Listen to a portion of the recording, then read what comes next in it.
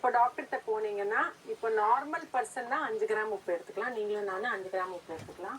இப்போ சில பேருக்கு சக்கரை வியாதி இருக்குது, அவங்களுக்கு பிளட் ப்ரெஷரும் கூட சேர்ந்தா மாதிரி இருக்குதுன்னா அவங்க 4 கிராம் உப்பு தான் எடுத்துக்கணும். அந்த மாதிரி ஒரு பிரச்சனை ஆட் ஆக ஆக உப்பு குறைஞ்சிட்டே போகும். இப்போ கிட்னி ஃபெயிலியர் இருக்குதுன்னா பிகினிங் ஸ்டேஜஸ்ல 3 கிராம் சால்ட். 3 கிராம் சால்ட்னா 1/2 டீஸ்பூன் தலைக்கட்டி, அதுக்கு மேலே கூடவே கூடாது. அதுக்கு அடுத்தது பாத்தீங்கன்னா சில பேருக்கு நீர் கோத்திருக்கும். நீர் கோத்திருக்குன்னா முகத்துல வீக்கம், கையில வீக்கம், காலில் வீக்கம், அப்புறம் ஆப்டமின்ல நீர் கோத்திருந்தா அசைட்டிஸ்ன்னு சொல்லுவாங்க. இப்படியே ஆன மாதிரி வயிறு இருக்கும். ஸோ அவங்களுக்கெல்லாம் சில டைம் உப்பே இல்லாம கொஞ்ச நாள் கொடுக்க வேண்டிய ஒரு நிலை வரும். அது எப்போ ஆகும்னு சொன்னீங்கன்னா, ஒன்று லிவர் ஃபெயிலியர் ஆச்சுன்னா அப்போ ஆகும். இல்லைன்னா கேன்சர், ஓவரியில கேன்சர் இருக்கிறதுனாலுமே அசைட்டிஸ் வரலாம் அவங்களுக்கு. சில பேருக்கு ஆல்கஹாலிசமால cirrhosis of the liver, end stage liver டிசீஸ்ல கூட அவங்களுக்கு அசைட்டிஸ் வரதுக்கு வாய்ப்பு உண்டு. சில பேருக்கு நீங்க பாத்தீங்கன்னா டிபி, டியூபர்குலோசிஸ் இருக்கிறதுனாலுமே அவங்களுக்கு அசைட்டிஸ் வரதுக்கு வாய்ப்பு உண்டு. ஸோ மேல் நியூட்ரிஷன், ரொம்ப ஊட்டச்சத்து குறைபாடுகள் இருக்க இருக்க உங்களுக்கு அசைட்டிஸ் வரதுக்கு வாய்ப்பு உண்டு. அந்த சமயத்துல நீங்க உப்பை குறைச்சு சாப்பிடணும். இப்போ உப்பு ஒரு இம்பார்ட்டன்ட் இன்கிரீடியன்ட்னு சொல்லலாம் உங்க உணவுல. உப்பு இல்லாத பண்டம் குப்பையிலே சொல்லுவாங்க. சரி.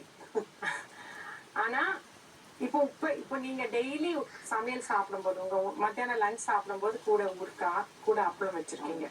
சில பேர் வத்தலும் வச்சுப்பாங்க, சில பேர் சுண்டக்காய் வத்தலும் வச்சுப்பாங்க. ஸோ அந்த மாதிரி சாப்பிட்டு பழகினவங்க அடுத்த நாள் உப்பை நீங்க 3 கிராம் சால்ட் எடுத்துக்கோங்கன்னா முடியவே முடியாது. ஆனா 21 days, 21 நாள், வெறும் 3 வாரம் கண்டிப்பா you can change your habit.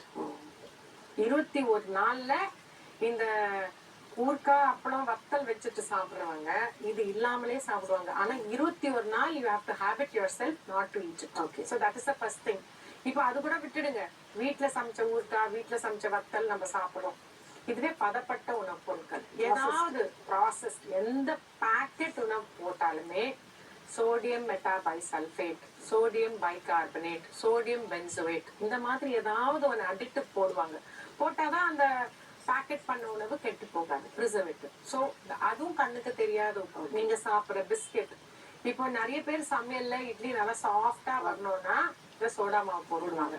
சுண்டல் கடகடன்னு வேகணும்னா சோடா மாவு போட்டுரும். அது என்ன ஒரு லேசினஸ். நைட்ல நம்ம அந்த சுண்டலை ஊற போடலாம்ல, காலையில ப்ரெஷர் குக்கர்ல 2 விசில் போட்டா அது வேக போகுது. அதுல என்ன சோடா மாவை போட்டு, சோடா மாவு போடுறதால என்ன கெடுதல்? ஒண்ணு உப்பு, கண்ணுக்கு தெரியாத உப்பு. ரெண்டாவது அதுல இருக்கிற பி வைட்டமின் நயசின், அது டிஸ்ட்ராய் ஆயிடும். ஸோ உப்புன்னு நம்ம கணக்கு போட்டோம்னா 1/2 உப்பு 3/4 உப்பு, அவ்வளவுதான் உப்பு. மோர்ல உப்பு போடக்கூடாது. ஓகே, தயிர் சாதம் சாப்பிட்றோமா, தயிர் சாதத்துல உப்பு போட்டோம்னா ஊறுகாய் நம்மளுக்கு தேவையில்லை. அப்பளம் என்னைக்கு நான் ஒரு நாள் வச்சுக்கலாம், ருட்டீனா வச்சுக்க கூடாது. ஸோ ஊறுகாய், அப்பளம், வத்தல், மிளகா பொடி, உப்பு பிஸ்கெட், உப்பு பிரெட், உப்பு கடலை, சோடா மாவு சமையல்ல, பதப்பட்ட உணவுப் பொருட்கள், packed food, canned food, soda, cooking soda, baking soda, baking powder, baked item, இது எல்லாமே உப்பு. கண்ணுக்கு தெரியாத அளவுல உப்பு இதுல அடங்கி. நம்ம ரெகுலரா யூஸ் பண்றோம் வித்தவுட் நோயிங். அதுல சிம்பிள் 3/4 டீஸ்பூன் தலை தட்டி உப்பு, இந்த அளவுக்கு உப்பு நம்ம சாப்பிட்டா போதும். ஸோ இப்போ ஏன் உப்பு நம்ம கட்டுப்படுத்தணும்னு பாத்தீங்கன்னா, எல்லாருக்கும் தெரிஞ்ச விஷயம் பிளட் ப்ரெஷர் கண்ட்ரோல்ல கொண்டு வரும். பிளட் ப்ரெஷர் கண்ட்ரோல்ல கொண்டு வரலன்னா பக்கவாதம் வரலாம். ரெண்டாவது இம்பார்ட்டன்ட் விஷயம் என்னன்னா, கேன்சர் ஆஃப் த ஸ்டமக் வரலாம், கிட்னி ஃபெயிலியர் வரலாம். ஏன்னா பிளட் ப்ரெஷர் கண்ட்ரோல்ல இல்லை. அவங்களுக்கு சுகரும் இருக்குது, பிளட் ப்ரெஷரும் கண்ட்ரோல்ல இருக்குன்னா சீக்கிரமா அவங்களுக்கு டயபெட்டிக் நெஃப்ரோபதி வரலாம். அதுக்காக உப்போட role is very very important.